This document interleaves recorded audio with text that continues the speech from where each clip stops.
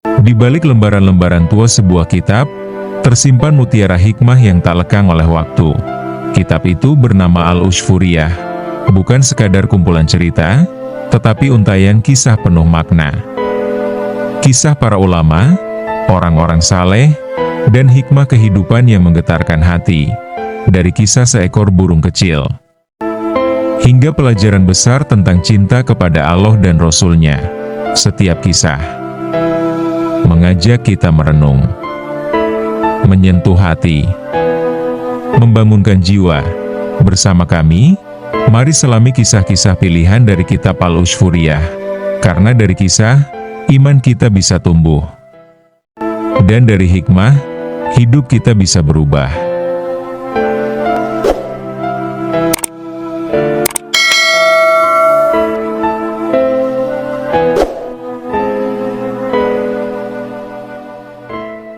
Assalamualaikum warahmatullahi wabarakatuh. Bismillahirrohmanirrohim. Alhamdulillahirobbil alamin. Alazi rofanga darojati ahli tawadu, wawadonga ahlal kibri wal gurur, wajangala husnal huluk sabila. Salam sejahtera untuk sobat muslim cawani semua. Puji syukur kehadirat Rob alam semesta, Zat yang telah mengangkat derajat para pelaku tawadu, dan menistakan para pelaku sombong dan tipu-tipu, dan telah menjadikan ahal terpuji sebagai jalan menuju keridoannya.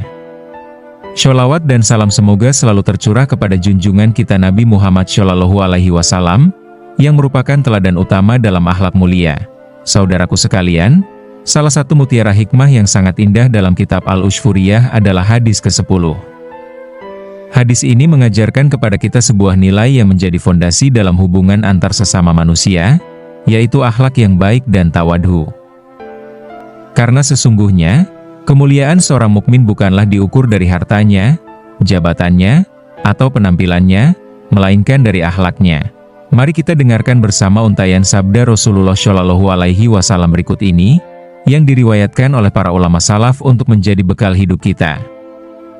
Diriwayatkan dari Kulaib bin Hazim radhiyallahu anhu bahwa ia berkata, saya pernah mendengar Rasulullah Shallallahu Alaihi Wasallam bersabda, "Hai kaumku, carilah surga sepenuh kemampuan kalian dan hindarilah neraka sepenuh kemampuan kalian, karena orang yang mencari surga tidak tidur dan orang yang menghindari neraka juga tidak tidur.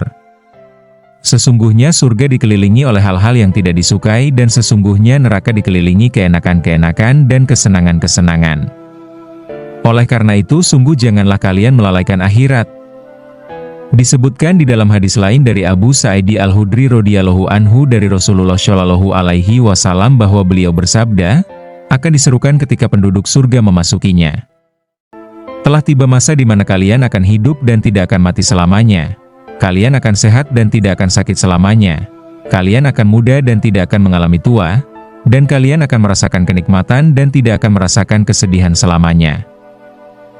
Seruan tersebut adalah firman Allah dan diserukan kepada mereka, itulah surga yang diwariskan kepadamu disebabkan apa yang dahulu kamu lakukan. Diriwayatkan dari Abu Hurairah radhiyallahu anhu bahwa ia berkata, Rasulullah Shallallahu Alaihi Wasallam bersabda bahwa Allah berfirman, aku telah mempersiapkan bagi orang-orang syoli di surga suatu kenikmatan yang belum pernah mata lihat, telinga dengar, dan tersirat di hati manusia. Bacalah firman Allah jika kalian menginginkan.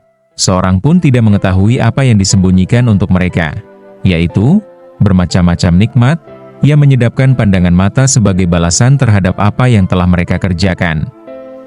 Sobat Muslim Cawani yang dirahmati Allah Ta'ala, sesungguhnya di dalam surga terdapat sebuah pohon yang andai seorang pengendara melewati bayangan teduhnya selama 100 tahun maka ia tidak akan selesai melewatinya. Bacalah firman Allah jika kalian menginginkan. Dan naungan yang terbentang luas dan air yang tercurah dan buah-buahan yang banyak yang tidak berhenti buahnya dan tidak terlarang mengambilnya dan kasur-kasur yang tebal lagi empuk sesungguhnya kami menciptakan mereka, bidadari-bidadari, dengan langsung. Diriwayatkan dari Mughirah bin Syu'bah radhiyallahu anhu bahwa sungguh Rasulullah Shallallahu Alaihi Wasallam bersabda, Musa bermunajat kepada Allah. Ia berkata, "Ya Allah, beritahu aku orang yang terakhir masuk surga dan berapa banyak bagian surga baginya?" Allah menjawab, "Hai Musa, Tidak ada seorang muslim yang berada di neraka kecuali satu orang yang akan aku keluarkan dari sana dengan rahmatku. Kemudian ia berhenti di pintu surga. Kemudian aku berkata kepadanya, masuklah ke dalam surga. Ia menjawab, bagaimana aku mau masuk surga sedangkan orang-orang di dalamnya telah menempati tempatnya dan derajatnya masing-masing sedangkan aku tidak kebagian sesuatu dan tempat. Kemudian aku berkata, hai hambaku, apakah kamu ridho di surga mendapatkan satu kerajaan yang berukuran seperti 2 kerajaan di dunia? Kemudian ia menjawab, aku ridho. Kemudian aku berkata, masuklah ke dalam surga. Bagimu adalah kelipatan ganda ukuran kerajaan tersebut. Kemudian Allah memberinya satu kerajaan yang seukuran 4 kerajaan dunia. Muhammad bin Abu Bakar semoga Allah merahmatinya, berkata, kerajaan tersebut seukuran tanah Khurasan, Irak, Yaman dan Syam. Ia melanjutkan, membicarakan sifat surga tidak akan ada habisnya tetapi perlu juga membicarakan sifat neraka. Sobat Muslim Cawani yang berbahagia. Anas bin Malik radhiyallahu anhu berkata, ketika diturunkan ayat ini, dan sesungguhnya jahanam itu benar-benar tempat yang telah diancamkan kepada mereka, pengikut-pengikut setan, semuanya, maka sungguh Rasulullah Shallallahu Alaihi Wasallam menangis. Para sahabat pun juga menangis karena tangisan Rasulullah Shallallahu Alaihi Wasallam padahal mereka tidak tahu wahyu apa yang diturunkan oleh Jibril kepadanya Shallallahu Alaihi Wasallam. Tidak ada seorang pun dari mereka bertanya kepadanya Shallallahu Alaihi Wasallam. Setiap kali Rasulullah Shallallahu Alaihi Wasallam melihat Fatimah radhiyallahu anha maka beliau selalu senang. Suatu ketika Abdurrahman bin Auf mendatangi Fatimah di rumah Fatimah. Dalam riwayat dari Umar bin Khattab Abdurrahman berkata, Assalamualaikum wahai putri Rasulullah. Fatimah menjawab, Alaika assalam. Siapa Anda? Abdurrahman menjawab, saya adalah Abdurrahman bin Auf.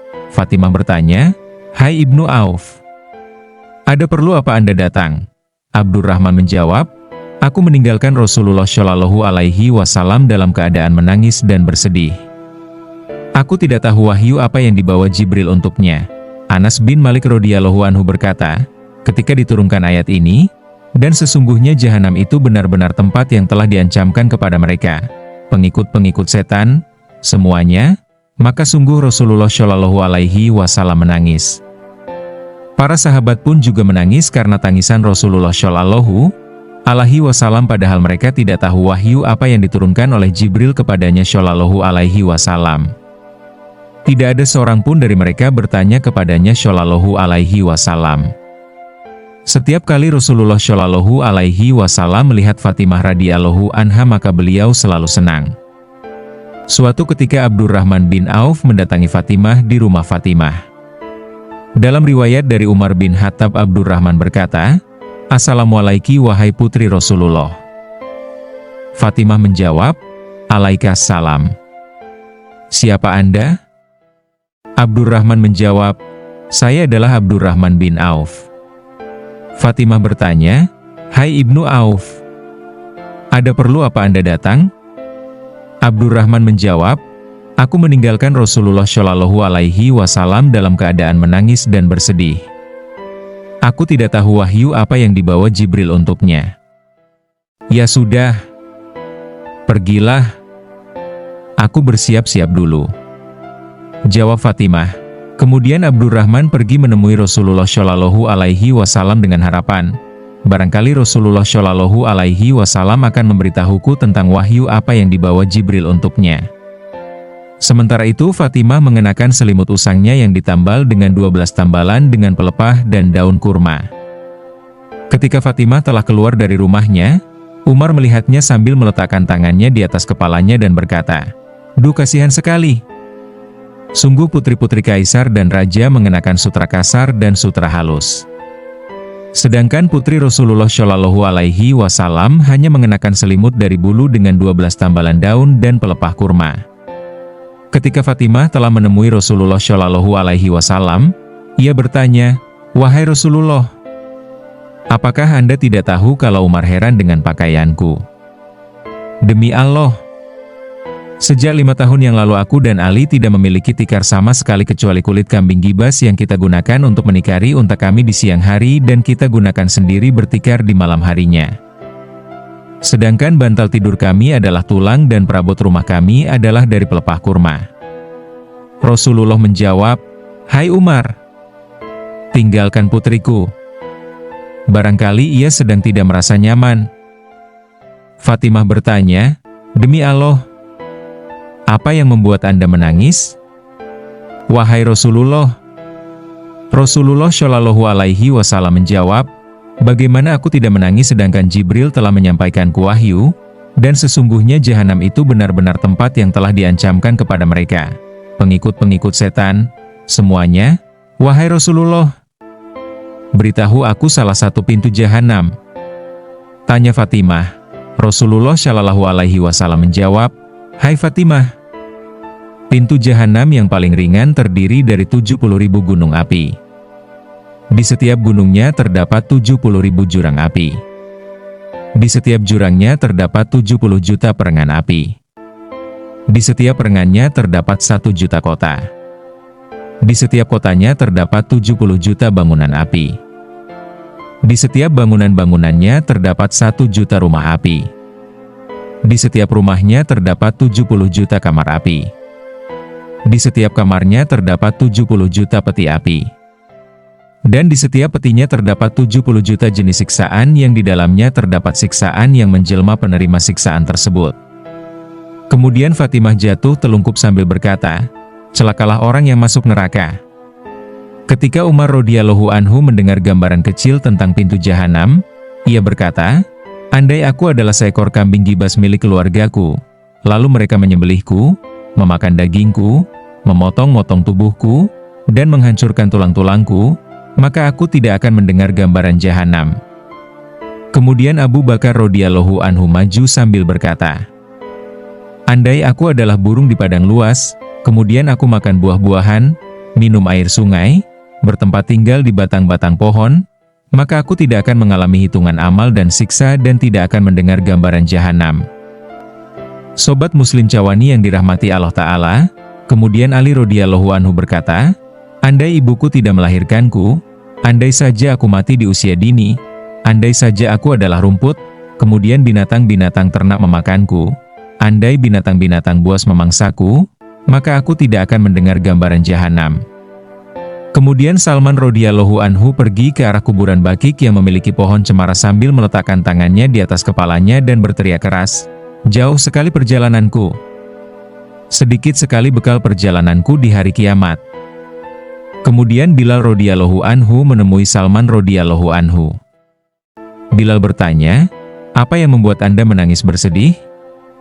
Salman menjawab, "Celakalah aku dan kamu Bilal.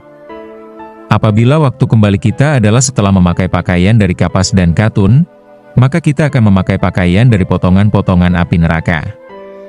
Celakalah aku dan kamu Bilal.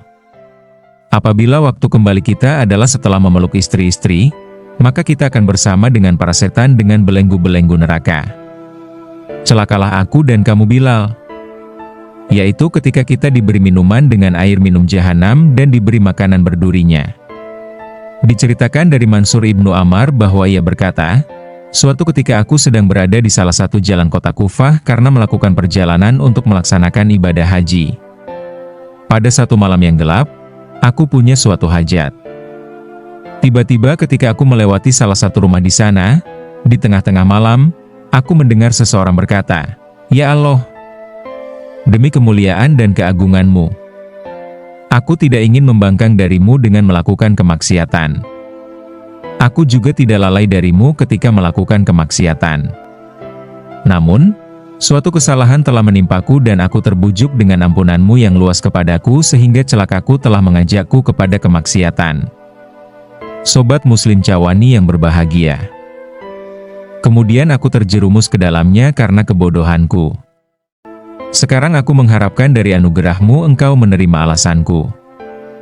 Jika engkau tidak menerimanya maka sungguh lama kesedihanku dalam siksa jika engkau tidak mengasihiku. Ketika orang itu diam, maka aku membacakannya ayat Al-Quran, "Hai orang-orang yang beriman, Jagalah diri kalian sendiri dan keluarga kalian dari neraka yang bahan bakarnya adalah manusia dan batu. Di sana terdapat para malaikat yang kasar dan kuat yang tidak pernah membangkang dari perintah yang Allah perintahkan dan selalu melakukan perintah yang diperintahkan kepada mereka. 8. Kemudian aku mendengar jeritan keras, gemuruh dan gerak-gerak. Kemudian gerak-gerak itu diam. Setelah itu aku tidak mendengar suara lagi. Kemudian aku menyelesaikan hajatku dan kembali ke tempatku. Pagi harinya, aku kembali melewati jalan itu, tiba-tiba aku mendengar suara tangisan. Aku melihat orang-orang saling menghibur atau takziah. Tiba-tiba ada seorang wanita tua sedang menangis. Ternyata ia adalah ibu dari si mayit. Ia berkata, "Semoga Allah tidak membalas kebaikan kepada orang yang membacakan ayat Al-Quran yang mengandung penjelasan siksa kepada anakku yang tadi malam, ia sedang sholat."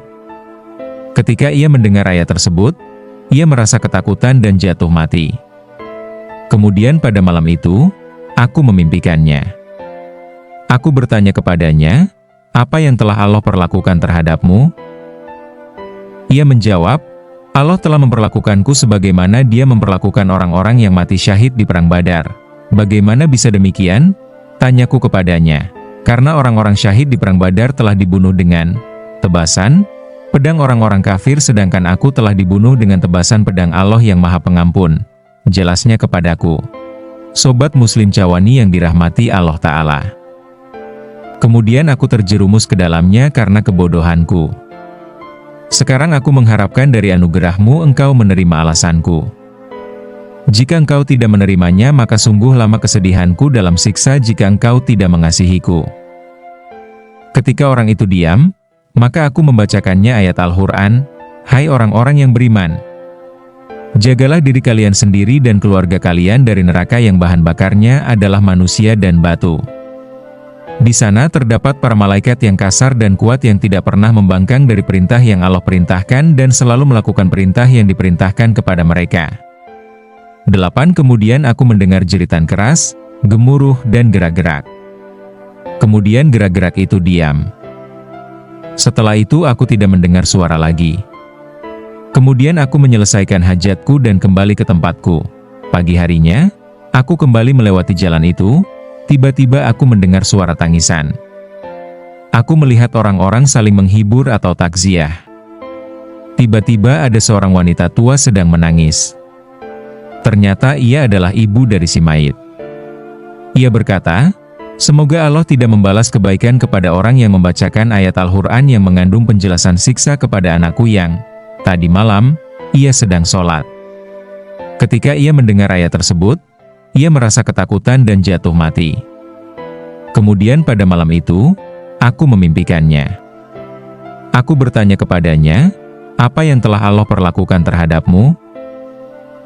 Ia menjawab, "Allah telah memperlakukanku sebagaimana Dia memperlakukan orang-orang yang mati syahid di Perang Badar." "Bagaimana bisa demikian?" tanyaku kepadanya. "Karena orang-orang syahid di Perang Badar telah dibunuh dengan tebasan pedang orang-orang kafir, sedangkan aku telah dibunuh dengan tebasan pedang Allah yang Maha Pengampun," jelasnya kepadaku. Sobat Muslim Cawani yang dirahmati Allah Ta'ala. Demikianlah mutiara hikmah dari hadis ke-10 kitab Al-Ushfuriyah ini. Semoga kita termasuk orang-orang yang diberikan taufik oleh Allah untuk menghiasi diri dengan akhlak yang baik dan rendah hati kepada siapa saja. Ingatlah, kemuliaan sejati bukan ketika manusia memuji kita, tetapi ketika Allah meridai kita. Dan salah satu jalan menuju ridha Allah adalah dengan menjaga akhlak, berlapang dada, serta meninggalkan sifat sombong dan angkuh. Semoga hadis ini menjadi cahaya bagi langkah kita, penerang bagi hati kita, dan pemberat bagi timbangan amal kita di hari kiamat kelak. Wassallallahu ala sayyidina Muhammadi wa ala alihi wa sahbihi ajmangin. Walhamdulillahi robbil alamin. Wallahu alam bisyawab. Wassalamualaikum warahmatullahi wabarakatuh.